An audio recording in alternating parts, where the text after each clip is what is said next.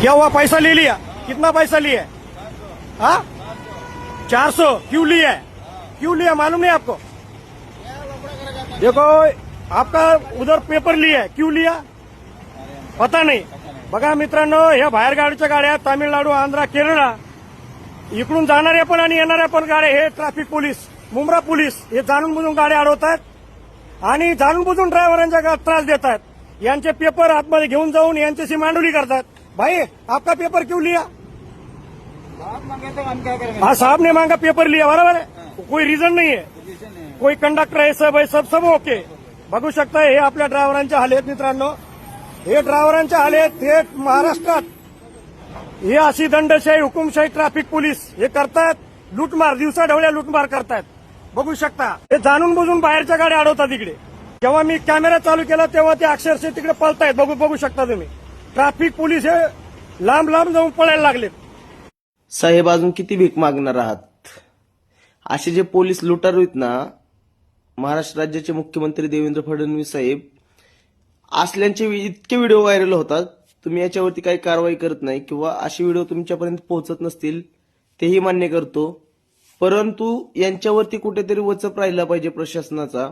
आणि हे विनाकारण बाहेरच्या गाड्या, राज्यातील गाड्यांना टार्गेट करतात आणि लुटतात. असे जे लुटारू आहेत ना, लुटारू फक्त ते लुटण्यासाठी. अहो तुम्ही जनतेचे रक्षक आहात, भक्षक बनू नका साहेब. लाज वाटू द्या जरा, लाज. थोड्याशा पैशासाठी तुम्ही अख्ख्या महाराष्ट्राची इज्जत घालवता आणि अशा लुटारू पोलिसांना त्याची लाजही वाटत नाही की आपला व्हिडिओ व्हायरल होतो.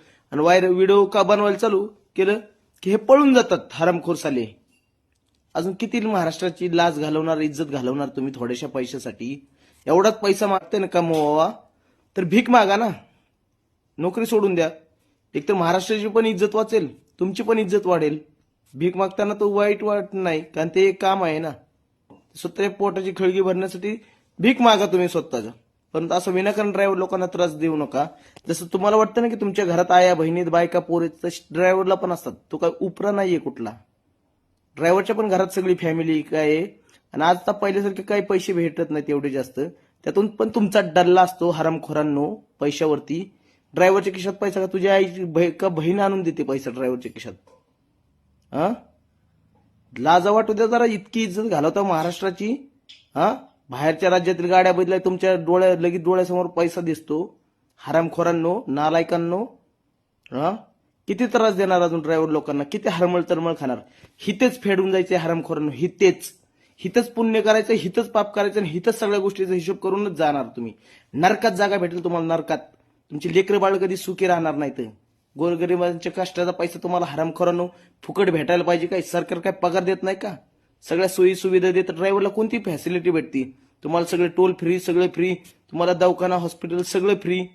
मुलांना शिक्षण फ्री. वरून पेन्सिल रिटायरमेंट झाल्यानंतर तरी सुद्धा एवढं नीच वागता तुम्ही.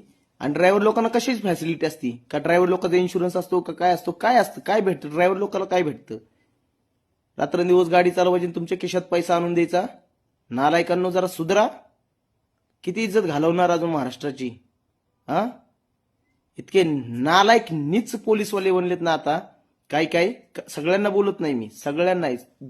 काही पोलिसांचा मला स्वतः अनुभव आहे. देवासारखे असतात, देवासारखे. एवढी मदत करतात ना काही वेळेस. त्या चांगल्या पोलिसांचा कधी पण माझ्या मनात आदरच आहे. म्हणजे अशा हरामखोर लुटारू आहेत ना, फक्त लुटण्यासाठी वर्दी अंगावर घातली ना, अशा लुटारूंवरती बोलतो मी. चांगल्या पोलिसांना मी कधीच बोलत नाही, कारण मला स्वतः अनुभव आहे. पोलीस किती चांगले असतात. जे चांगले असतात त्यांना चांगलंच म्हणतो मी. परंतु असे इतके नालायक भंगार पोलीस आहेत ना, ह्यांना सस्पेंड करून ना, ह्यांना जेलमध्ये टाकलं पाहिजे हरामखोरांना.